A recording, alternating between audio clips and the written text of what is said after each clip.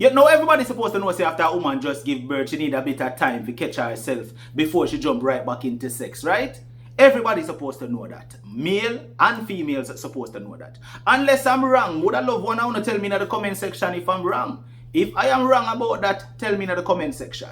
Because that is what today's recap is all about. This lady is talking about how her Christian husband treated her in their marriage. Now listen, she's explaining that she met this man in church, they dated for a little while, then him go to her parents and ask for her hand in marriage. Eventually them get married, she get pregnant after a while, and right after she come home from giving birth, the man ready to jump back in her again. After a time of saying no, eventually the brother just take it, is what she said. And it got to the point where him start to get violent feet. The man starts strangle her and choke up. You know what, family? Let me not tell you no more. Listen to what this lady shared on Unstoppable Live phone herself here, man. So you can get a perfect understanding. Take a listen. 21. So I grew up in a Christian home. I grew up in a very loving Christian home with great parents who were devout Christians. And from a very young age, we were made to go to Sunday school.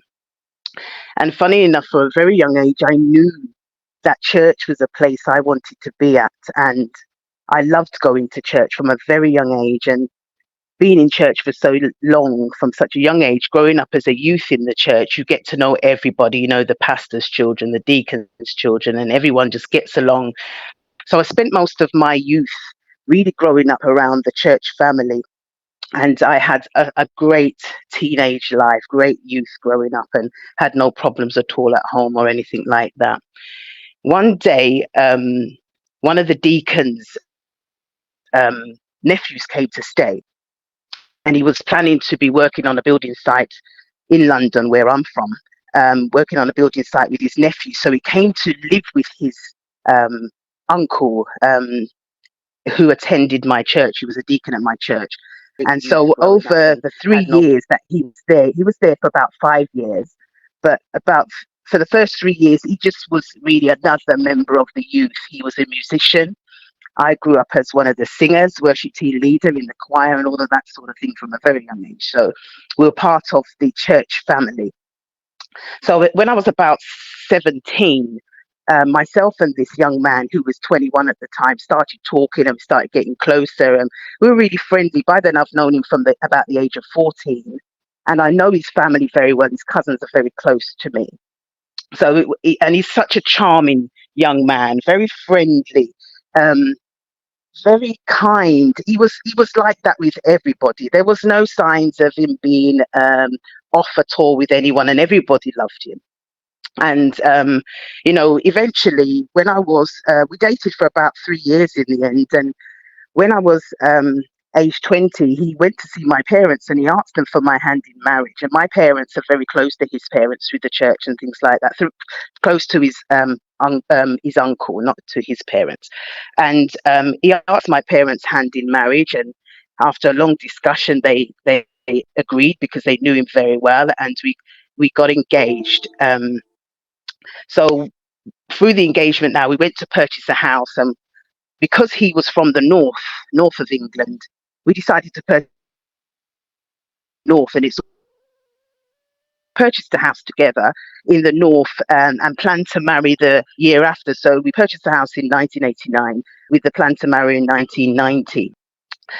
I managed to find a job as well in that area. So before we got married, I actually moved into the house we bought while he stayed with his parents, who were just down the road, and I started to work there before I got married. So, but one day when I came from work, this is why we were still engaged. When I came from work, I don't know what had upset him, because he came over from work at the time, but an argument ensued, and I can't remember exactly what the argument was about, but I remember being upstairs and he smashed a mirror that was on my bed at the time and then proceeded to twist my arm.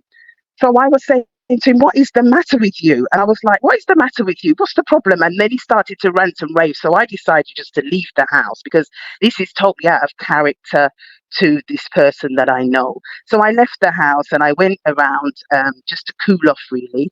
And then I actually decided, because my arm was actually swelling, so I actually went to the hospital just to get it checked out.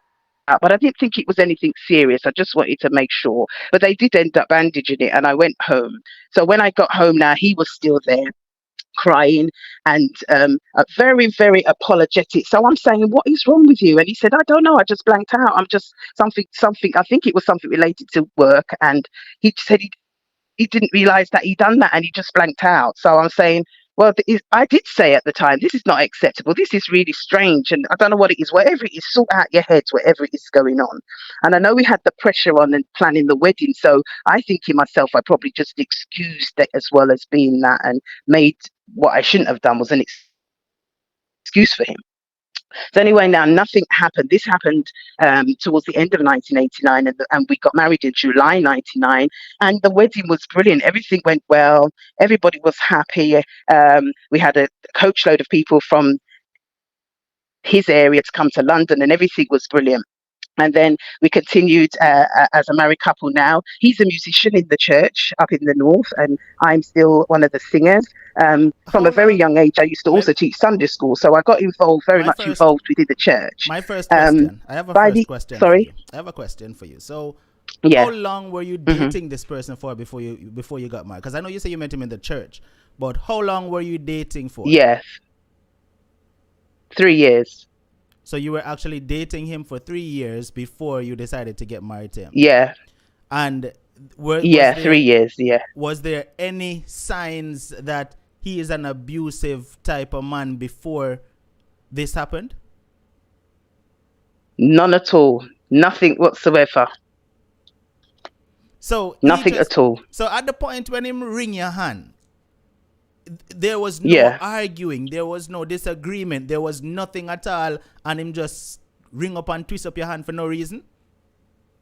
There was a disagreement. I can't remember exactly what it was about, but there was a disagreement over something. I can't really remember what it was about, and that was the result. And he broke the mirror and then twisted my arm.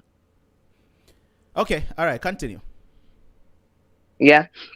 So anyway, yeah. So we continued in the church. He continued as a musician. He's come from a family of musicians, so um, most of them play some kind of instrument or sing. So at the end, anyway, we got married in the 1990, July 1990, and towards the end of and I must add on this point that being a young couple, this man, he loves sex. I mean, sex very often, and that to me wasn't a surprise or wasn't so much a problem or anything like that. We're a young married couple, and to me that didn't seem out of the ordinary. It was just it's just what I suppose honeymoon people do. So it wasn't a problem for me. It wasn't any way that I would have a problem with that. So it's not like I would refuse him or anything like that. But towards the end of the year, I got pregnant, and it was a planned pregnancy. And I got pregnant, and he was very attentive, very good, made sure that my stomach was fully cocoa buttered every day, so I didn't have any pregnancy stretch marks or anything like that, and everything was good. And when I went on maternity leave, he took on another job to ensure that everything will still be covered and everything like that. And I gave birth to my son in September 91, and he was a big baby for a first baby, 8 pounds 9. And the labour was about 7 hours, and everything was okay. But the baby was getting distressed towards the end of the labour. So what they had to do was where they had to actually cut me for me to deliver. So when that happened now, during the labour, the baby was distressed, and I think they call it meconian aspiration, and he was distressed and excreted in the water and had swallowed that back, so it caused some kind of lung infection in the baby before he was born. So when he was born now, they had to cut me to deliver, and I had to stay in the hospital for about 10 days while the baby was in neonatal. And I remember everything was brilliant. He was the best father ever. He came in, helped me out. He did all the sterilizing of bottles if I needed it. And did the, looked after the baby while I was in the hospital. Everything was brilliant, nothing to complain about at all. When I went home, when I went home after the delivery, after 10 days in the hospital, I was shocked and angered to find out that my husband wanted sex immediately. Now I've just had stitches and I've just given birth to this baby, this big baby for a first baby, and this husband of mine wants sex. I'm saying I shouldn't have to explain to you. You were there to see what I went through. It's not like I'm unduly refusing you. It just can't happen at the moment. I remember on one of the midwife visits, because for the first few days that when you're at home, they come and visit you regularly. And one time the GP actually came with the midwife, and I was with them on my own. And I said to the GP, please prescribe me some pills because I don't want to get pregnant. And I remember that the midwife laughed at me, but she didn't know what I was going through. And I remember the midwife laughed at me, and the GP said, don't laugh at her. She knows why she's asking. And he prescribed the pills for me because I'm thinking, when you give birth, you're so much more able to get pregnant really quickly. So I decided to take these low dose pills because I'm breastfeeding. And anyway, every single night, it's the pressure to have sex. In the end, my husband just took it, and the amount of pain that I suffered, I just can't even describe the pain that I went through. For those of you who've been through labour and birth and had to have stitches, I'm sure you can understand. And life just went on, and I don't even Hold on, know hold why. on. I What do just you think mean? it Hold just on, it hold just on, hold on, numbed hold me. on. What do you mean by in Yeah. the end he hmm just took it? So how long after giving birth did he finally just take it without your consent? I was on about 2 days, so I'd given birth about 12 days then. So 12 days after, him just decide say, "Yeah, what? Me I gonna take hmm it, even though you just have a baby." Yeah, I was in hospital 10 days, and then about the second day in, he started from the day I went home. And then 2 days in, when he wasn't getting it, I said, "It's not that I can't even do that, you know." So he just took it. He just did his own thing, you know. So that's the start really of the misery. Anyway, my son started to get sick from about the age of 3 months, and it wasn't anything to do with what happened in the labour. He had some congenital disease or infection or something that I wasn't aware at the time until after till later on.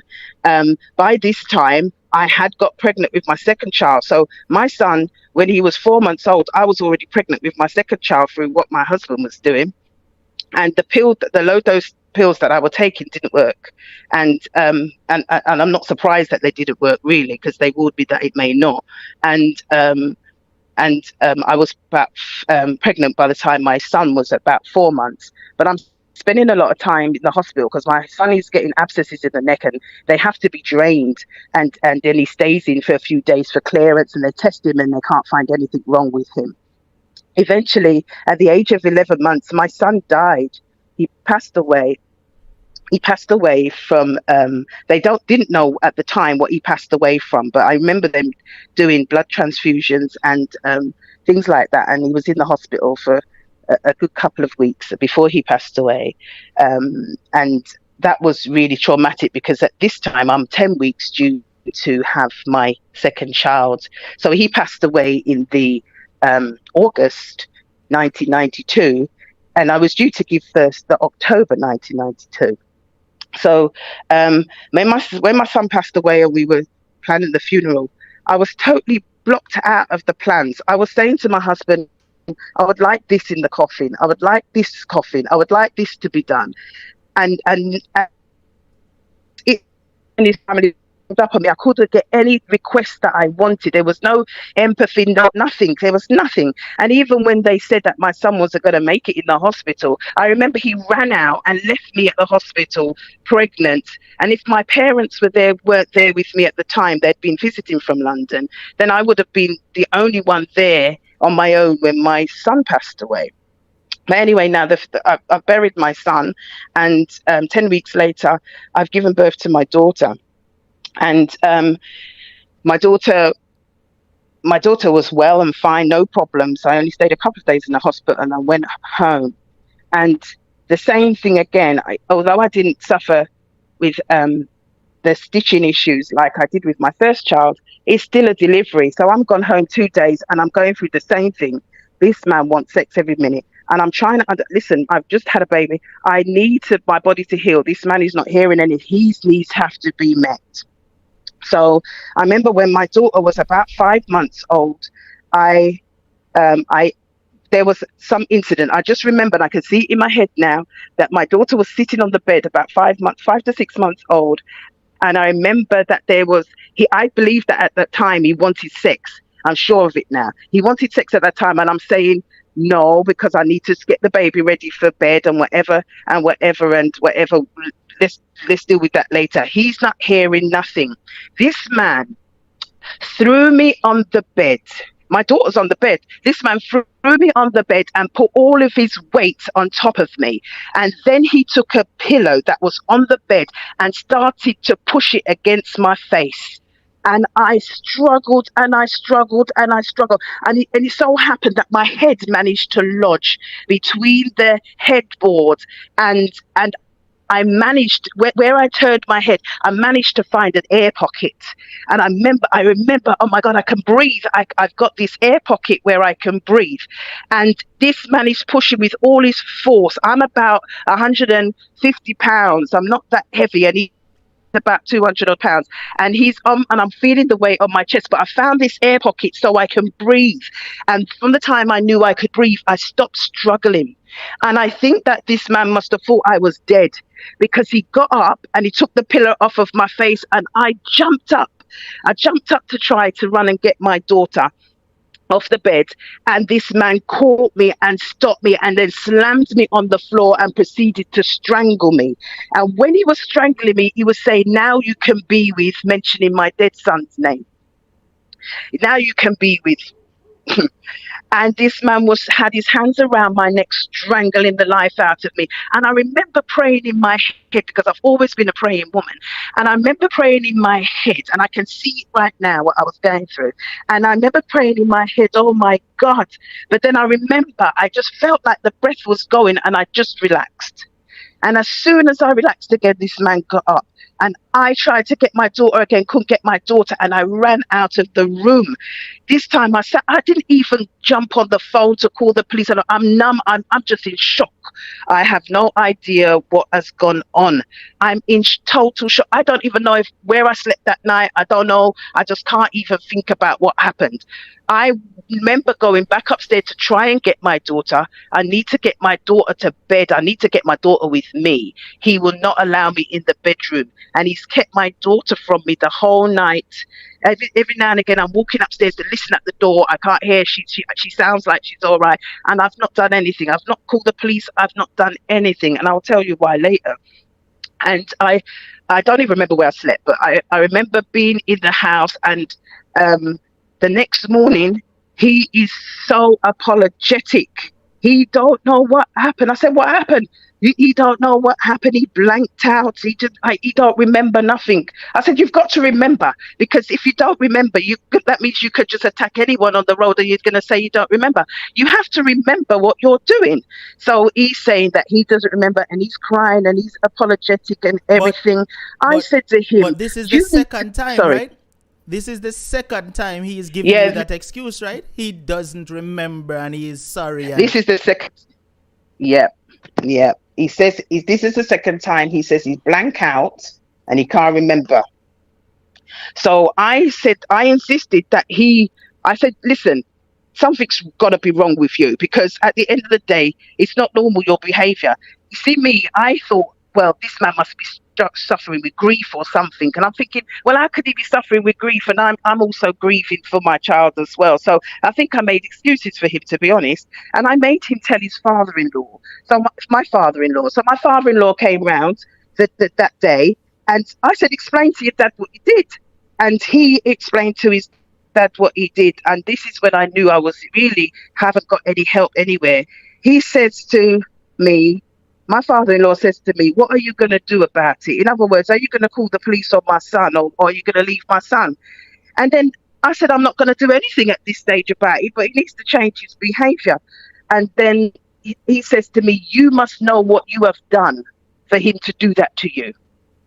I was gobsmacked, absolutely gobsmacked. He said, "I must know what I've done." So from then, all respect for my father-in-law is gone, because I'm thinking, what is the matter with these people? So anyway, now I said to him, find out if something's wrong with your head. So he agreed, and he was cooperative, and we went to the GP, and I said, "Explain what you're doing."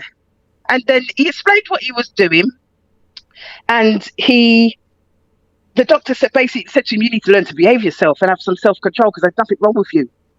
You need to behave yourself." That's basically what the doctor said. And I said, "There's something you must be able to do to calm this man down. How is he blanking out?" The doctor prescribed him some pills. He took them for a few days. They calmed him down all right. But he didn't like the way they made him feel, because during the time he's taking these pills, I'm not getting any pressure for sex. I'm not getting anything like that. No problems. This man is just quiet, like a zombie. So I don't know if they were psychotic drugs or whatever, but he didn't like the way they make him feel, so he stops taking them. So between this time now, between 1993 and 1996, when my daughter, I've had to leave several times, because I went through so much physical, emotional, verbal abuse and such degrading treatment that, I decided one day that I'm going to leave. And what prompted that? One night after an argument, this is about 11 o'clock at night, I'm paying the mortgage because this man hasn't really got proper work at the moment. He's working on and off.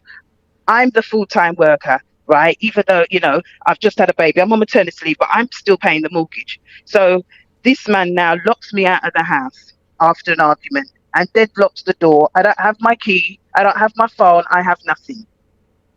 So I'm ringing the bell to try and get in. I'm trying to do everything to get in. This man's locked me out my own house, basically. I know we jointly own it, but I'm paying the mortgage here, and my child is inside. So the only thing I did, I don't even know why I didn't go to the police at that stage, because I didn't. I got on the night bus. I got on the bus. I went to the local A&E department, and I sat there all night in the local A&E department just to have somewhere safe to stay, and rode the bus back home 6 a.m. or 7 a.m. in the morning in order to get back in my house. And he's done that more than once. So that happened to me more than once. And I've had to break the glass of the door when he's not let me in, so I can undo the deadlock and get in, because I need to see my child. I need to know what's going on. I also need to go to work, because this time I'd also been back at work. And another incident that happened, I was at his parents' house one day. Hold on a minute. Before you get to the other incident, because this is a couple incidents so far that you've explained. And I know you said the first one, you didn't contact the police or anything like that. Why? Yeah. All right, the first one, let's just say you make the first one slide. But why the second time you didn't contact the police? Why the third time you didn't contact the police? And why? I don't have an answer for you, Unstoppable. I really don't have an answer. I have no idea why I didn't call the police at that time. I really didn't have any idea, but I can answer why I didn't call the police after I did call the police. I can answer that one later on, but at the time I didn't. I didn't call the police, and I don't have an answer for that. Well, don't worry about that right now. Get to that when you get to that. Continue. Yeah. Okay, so I just mentioned about being locked out of the house. Anyway, there was an incident where I was at his parents' house one day, and I had a car accident, and I had a courtesy car, and he didn't have a car at the time, and he wanted the car keys. And I was there with my daughter. My daughter was actually in the hands of her granddad, and he wanted the car keys. And I was saying that I can't give you the car keys because I'm about to go and I've got a few things to do and I've got the baby with me. He decides he wants the car keys, and he boxed me in the face right in front of his father. His brother was there. And got vexed with him, and they started to fight. Him and his brother started to fight now. Up to now, my father-in-law has even stood up or said anything about what he's done, but the brother got crazy and started to fight with him. I took the opportunity and I slid out of the house, and I knew I weren't going home that day. And I went down to a hotel that I was familiar with when I used to visit the North, and I went and checked in the hotel. and I checked in the hotel under an alias. And the mistake I made is that I didn't hide my car at the back of the car park. It's a mistake, but then it might not have been a mistake, to be honest, if I tell you what happened. I parked my car at the front, not at the back, and it was the courtesy car. And I went in the hotel, checked in with an alias, and I managed to get a room. And me and my daughter were fine. We was on about the 5th floor or even higher up, and we were fine. And that night was brilliant. And the next day, I wanted to extend the stay, but they told me that that they didn't have that the room was booked out. The hotel was full, so I had to leave that day. So when I was coming down to check out through the lobby now, I see my husband standing there, rushed me and snatched the baby. He snatched my daughter out of my hands and drove off. And I think he had his dad's car, if I remember right. He drove off with my baby. So now I'm forced to go home because I'm not going to leave my daughter. I rang the police at this stage, and they told me that they do not get involved with domestics. Do you think your husband is a risk to your daughter? No, I don't think he is, but he has been violent to me. They say they don't get involved with domestics as long as I think the child is okay. And to be honest, I got that throughout my marriage, and I will explain that at the end, really, at some of the things I've been through with the police. But yeah, so they don't come out to domestics. That was how it was them days where where I come from in England. That was like that in those days, and it's not like that now. Oh, because I just was wondering how long ago this was. What year? Because I mean, what year was it when the police didn't normally? In the 90s. Well, in the 90s, they never come out for domestic when you called them. The law came out in April 2004, so they never came out before that for domestics, unless it was a breach of the peace. I learned something new tonight. Unless it was a breach of the peace, they wouldn't come out in those days. The police failed me a lot during those days. But so I was forced to go home. So I left the hotel now because I'm not leaving my child, and I've gone home. That's forced me home. I would have probably checked into another hotel that I know if he wasn't there. So I don't know if he had stayed outside all night waiting for me, more than likely. And he more than likely would have went in asking for my name.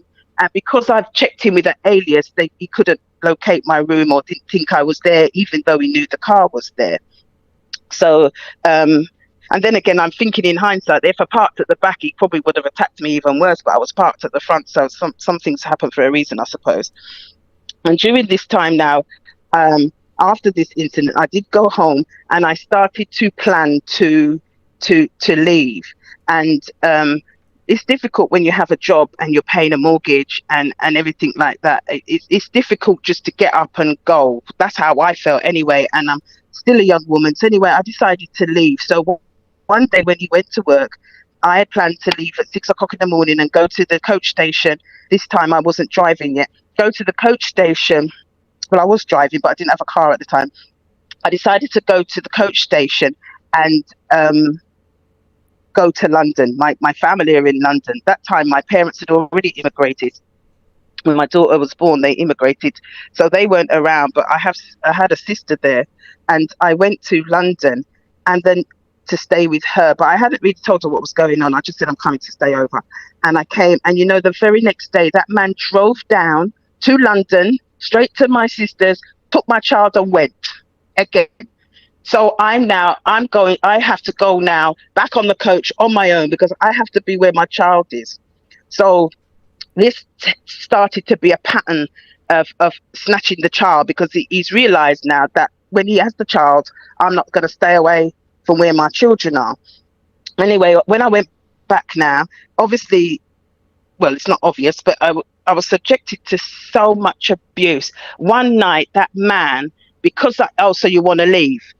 So you want to leave? He held a blanket around my head and raped me with the blanket tight around my head. I could barely breathe. I could barely move. And what he had was, because he's got me on the bed with my face down and he's got his hand on the back of my neck with this blanket on me, and he's raping me. And I don't even know. And you get to a stage. Remember, I'm still going to church. He is still the musician in the church. I'm still one of the singers in the church. We go to church. This family looks normal. His family looks normal, and I'll explain that later. But I'm still going to church, and no one knows I'm going through this thing. And I don't see anyone in the church that I can talk to about anything. I don't have many friends other than the ones I have in the church, and I'm not going to discuss it with people at work at that stage. And this happened, and what happened after that was incidences where he would beat me with a belt. One day he beat me so much with a belt I just passed out. And I passed out, and one time he started to proceed to cutting my clothes off with the scissors. The man turned around to me one day and said it turns him on to see me scared. And this is what I'm living with, and I can't tell anyone. And I remember when he went out, I called the police again. And I'm calling the police station's name simply because I think they're a disgrace. It's Acox Green.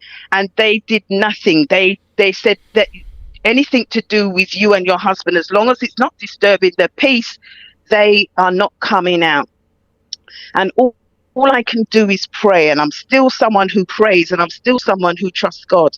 I went to leave again because I have to plan these things, because I have to make my work know that I need to take emergency leave or whatever. I need to let them know, because I have to still be earning money to pay my mortgage, because if I mess up my credit and I'm leaving eventually, my mind is I need to be able to get my own place. And that's what my thinking was at the time. I left to London a second time, and I didn't say too much with my sister again. And I said to her, we just had a massive argument. I didn't tell her what I'm going through, and I stayed there for a couple of weeks. I think I was there, or it might have been just a week. A couple of days after being there, she was up early. I put my daughter and my nephew,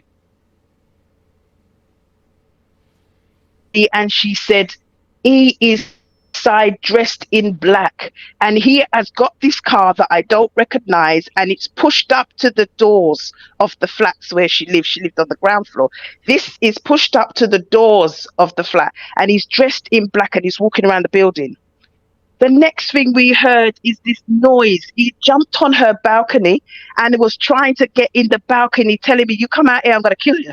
You better come out here. I am going to kill you. If you don't come out here, I'm going to come in there and kill you.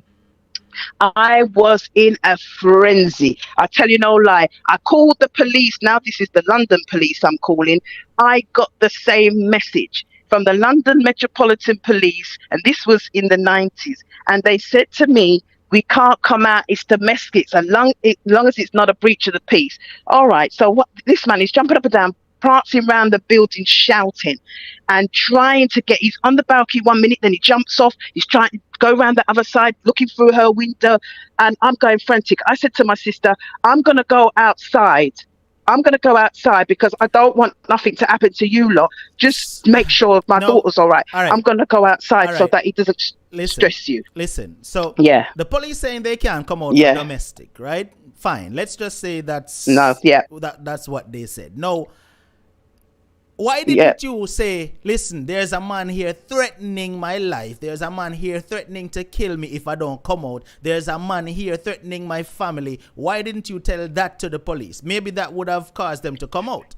As God is my living witness, unstoppable, I did say who it was, and I did say that he was threatening to kill me. I did say it. And long as he's not in your house, and as long as he's not causing a disturbance in the community, they're not coming out. And they did not come out, as God is my living witness. And I will tell you when they did come out. After he's prancing around this building, and I'm reliving it as I'm telling you, because I can see all the things. He's prancing around this building, jumping up on the balcony, jumping off the balcony, going around it, and this door is wedged up. So he's intending for me not to come out of the building anyway. And I wanted to go out, and my sister said, you are not going anywhere. I think at the time, my sister got so crazy because she was shouting at me, you ain't going anywhere. She had to shake me because I was in so much of a panic that I wasn't even thinking straight. My sister, unbeknownst to me, had called my brother. my brothers and that were not really that close, but she called my brother, and then he had turned up with a knife. Now, when I called back the police and said that, listen, my brother's outside with a knife now, then they came because now you are breaching. There's a possible breach of the peace. That's how the police came out that night, and the police actually sound vexed. I remember clearly that the police, like now, I've made them have to come out. So what happened when they came out to my sisters? They came in and was taking a statement from me, my sister, and my brother, and thankfully the children were still sleeping. And they said they couldn't find him. And then they got a call while they were interviewing us, and they said they found him not far from the house with an axe. He had what I think it was actually the meat cleaver from my house. He had borrowed a friend's car and have driven the 2.5 hours from the north of England down to London with the meat cleaver to do me damage. And he I don't know, they found him and they were asking me if he takes drugs and all these things. And I said, why? I've never known him to take any drugs. So the way he's shaking, I said, that's how he is when he's angry. He shakes and he paces up and down. And I said, I've spoken to a doctor about this how many years ago. They said nothing's wrong with him, but he doesn't take drugs to my knowledge. He's just like that when he's angry. He paces like an animal. So you feel like you're a trapped prey. And that's what I was explaining to him. So they arrested him. To appear before the court the next day. I can't remember exactly what happened with that, but they had a court case ongoing for threats to kill. And I don't know really what happened with that case. I can't really remember, but that's what happened that night. And they had the axe. When I went out the building the next day to try and start my car wouldn't start. So I saw one of my sister's neighbours and I said, can you just have a look for me, see what's wrong with this car? He said that the HT lead is not there. So what my husband has done is disabled the car because he was probably in anticipation that I was going to jump. Took the HT lead out so the car couldn't start. So I thought to myself, oh my God. I stayed with my sister for a good while. I don't know how long I stayed with my sister. We're sleeping on the floor, we're doing this, we're doing that. I had asked if there was any way that we could get him out of the house because we actually need to get back in the house. I'm paying a mortgage here. I can't stop paying the mortgage, and I can't actually set up my life again with having to pay the mortgage. And yes, believe it or not, I went back because I wanted to be in my house, and I couldn't inconvenience my sister anymore. As much as she wasn't worried about it, I felt really bad about the fact that I'm putting her life at risk, and you know what I mean. And I went back, and I can't explain to you why I went back. Other than that, I can't. I don't even know what I was thinking. I went back, and I was pregnant in 1996, and I was still working, studying, looking after my children, and I had a son in 1996, and still functioning as a victim in silence, walking on eggshells, not having anyone to talk to. I'm still going through forced sex, but I started to, as much as I was still in the church, I sort of detached myself from the worship team and things, and I know that I started to drink. I started, in them days, I don't see them around now, but in them days you could buy the 5-litre bottles of wine, and I remember putting my kids to bed and drinking that because that's the only way that I could sleep. And believe you me, I could get through the 5 litres, no problem, and that's the only way I could get to sleep. And I remember, that during that time, he was out most evenings. Thankfully, he was out most evenings. I didn't know at the time that he was having an affair. So he was out most evenings. He'd come in from work and he's gone, but that was good for me. That was nice for me. I liked that period because he was not there, and my children would go to bed and I'm in my little routine. My children are going to bed. They're all right. Now I can sit down in front of the box in peace and drink some wine before I could go to bed because I could not sleep without drinking. I didn't even think about depression or anything during that time, but I drank. And it kept me, something was keeping him occupied. And one time I said to him, where are you going every night? Where are you going every night? What are you up to? Oh, the man just cussed me off and just walked out. This is the man that plays plays the instrument in church, by the way. And anyway, one night when he came from, he didn't used to bother me either when he came back. So I didn't know at the time that he was having an affair. Found out later. But one night when he came back, I don't know what vexed him or whatever. He come back, and this man decides to come. Sometimes when I see his face, it's like a zombie. And I don't know of him taking drugs, but he come back one night. I don't know what upset him. He decided he wants to dance. Okay, you want to dance? I want to dance. So I'd rather you just go to bed and leave me alone. He wants to dance. And then while this man has taken me off the setting to dance, the pressure on my ribs was unbelievable. As I'm speaking to you now, I can remember the pressure. It coming like this man was trying to break my ribs. The pressure, he wasn't dancing. The man was deliberately applying pressure to my ribs. Oh my God, I can remember. And this man just carried on like that, then threw me on the floor and raped me. The usual nasty behavior that I was subjected to that night. But most of the time during that period, 96, 97, he was not in the evenings, which was good for me. But that incident happened during that time. I had a so-called friend, and I tell you why I call her so-called friend from church at the time, who was probably closer to me than any other female at the time in the church. And, you know, we got a bit friendly. So I used to go to hers every now and again with the kids just to chill out and just have a change of scenery. So one time, you know, I went and stayed there with my two children because I'm trying to get away, but I've not told her what's going on. But this time I know that if I'm there with her, I've left and I've stayed there. I don't know he's known that I'm there. So I've left and I've gone to my friends and I've left with the kids and I stayed there for a good few weeks to get out of the way. I remember telling my daughter, do not go with daddy if he comes to the school to get you. So I used to come all the way from the other side of the city to drop my children at the school. But my son was at nursery. So one day I get a call from the school to say that your husband has turned up and your daughter refused to go. I said, thank you, keep her with you. And then I got a call from the nursery that my husband had scaled the fence and snatched my son. I thought, here we go. I said, oh my God, I'm in a panic again. This time I went back to the police station and I went to the police station and when I told them what was going on, this is Acox Green again. I went to the police station and told them what was going on, and they initially were very cooperative. There's the first time I got a little help. It felt like help. I'll tell you what happened. I went there and they escorted me to the school to pick up my daughter. She had listened to what I said and she didn't go with him, thankfully. So they took me back to the station. Now they're trying to locate my son. So they said, what does he usually drive? Because I was the one that was driving. I said, well, he hasn't got a car at the moment, but he sometimes uses his dad. I said, one thing you might want to do, this is the mistake I made. I said, his brother-in-law is a police officer. Me, stupid me. I said, his brother-in-law is a police officer. Maybe you can ring him and he can let you know some details of where he might be, because he's married to his sister. So I don't know what happened. After he spoke to the police, after he spoke to my brother-in-law, his brother-in-law, his sister's husband, the police brought my son to me because they obviously found him, and then threw me out the police station.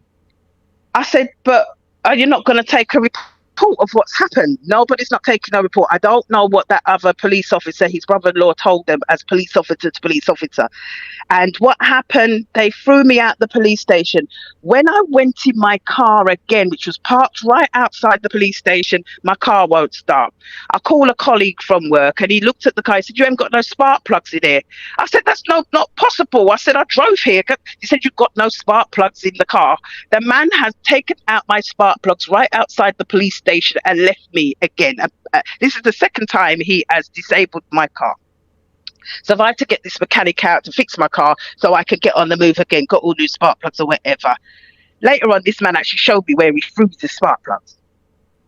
I'll tell you, I didn't know whether it was more stressful for me being in the house or outside the house. Both of them were stressful for me. I'm still paying the mortgage. I'm still trying to work. I'm still trying to keep my life together.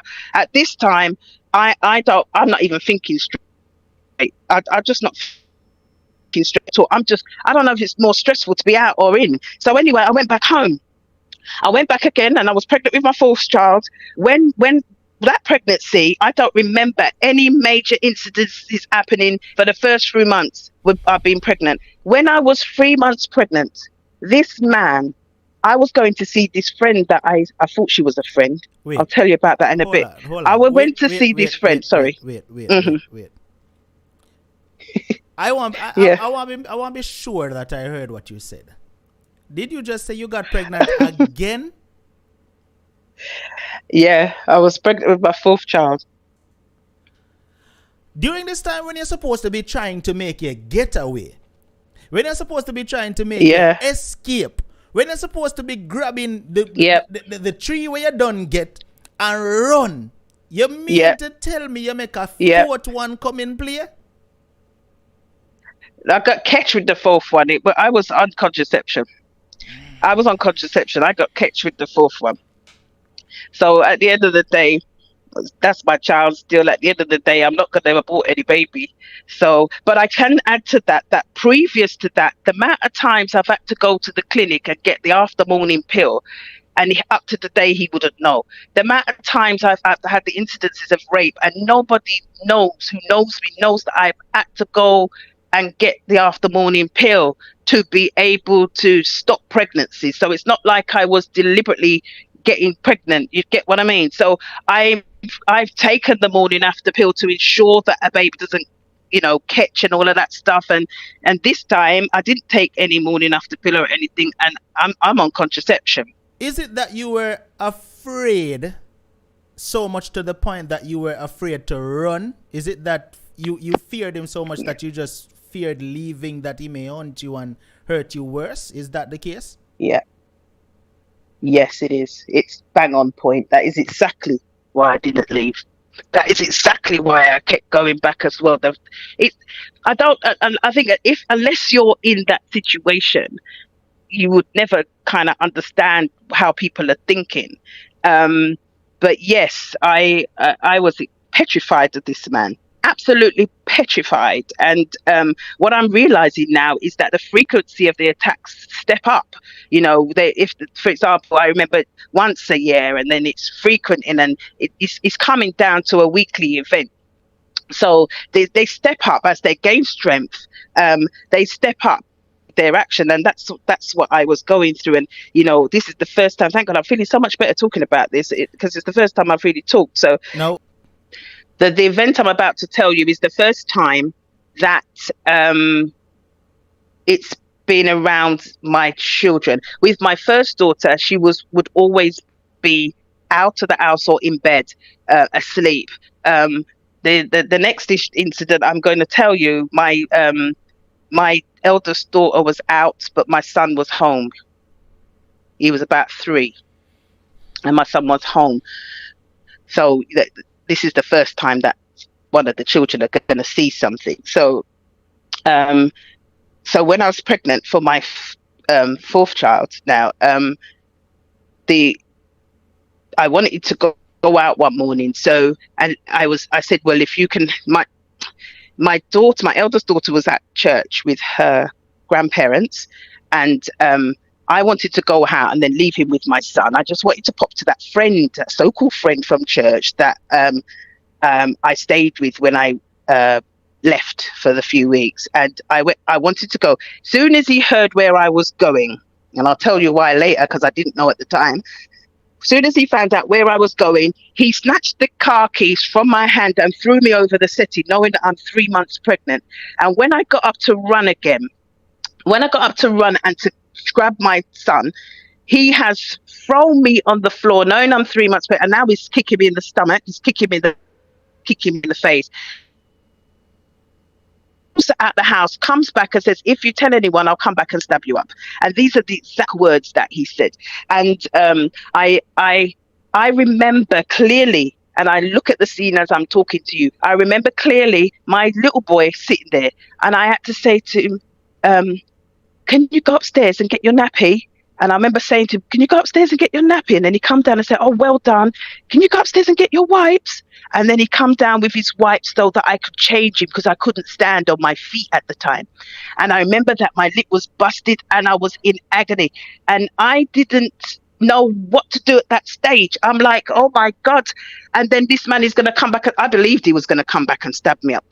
Now the story did not end there, and as you don't know how it go already, the link will be in the description. Click it, it will take you on over to Unstoppable Live, where you can take a listen to the rest of the story in its entirety, and believe me family, it's extremely interesting. When you go over there, remember to hit that subscribe button and turn on the notifications, right? Just hit the notification bell, click all notifications, so that once we go live over there, you will get the notification and you will be able to come in and participate on the topic that we are having at the time. Also remember to hit the subscribe button right here on the recap channel, so once we drop a recap you will get notified. Until the next Unstoppable recap, stay strong, stay motivated, but most of all remain unstoppable. Unstoppable.